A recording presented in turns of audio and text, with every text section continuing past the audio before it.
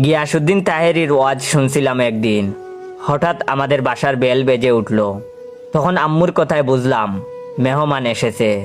কিছুক্ষণ পর আম্মু বললেন মেহমানের জন্য চা নিয়ে যেতে। মেহমানের সামনে চা নিয়ে এসে সালাম দিয়ে বললাম, আমি একটু চা খাই, আপনারা খাবেন? ঢেলে দেই? দেই একটু। তখন মেহমান বলে, কি বলতেছে ছেলেটি? তখন আমি বলে দিলাম, বুঝলে বুঝপাতা, না বুঝলে তেজপাতা। মেহমান তখন রাগে বসা থেকে উঠে দাঁড়ালো। তখন আমি বললাম, বসেন বসেন, বই সাজান। অতঃপর তারা আমার উপর প্রচন্ড রাগ করে চলে গেলেন। অতঃপর আমার মায়ের চিৎকার করে দেয়াল ফাটার উপক্রম। আমি তখন বললাম, চিল্লাইয়া কি মার্কেট পাউন্ড যাইব? তখন আম্মু বললেন, তুই মেহমানের সামনে এগুলো কি বললি?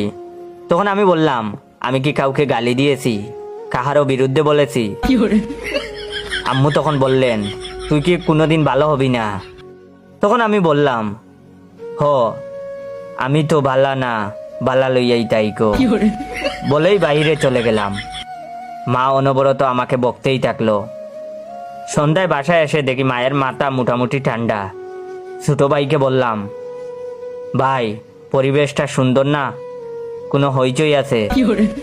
বল, কথা কি ক্লিয়ার নাকি ভেজাল আছে? ভিডিওটা কেমন লাগলো অবশ্যই কমেন্ট করে জানাবেন। আর এটাই আমার নতুন পেজ, সবাই আমার পেজটাকে ফলো দিয়ে রাখবেন। আমার পেজের নাম ইওর জয়।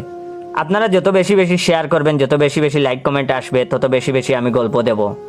আসসালামু আলাইকুম।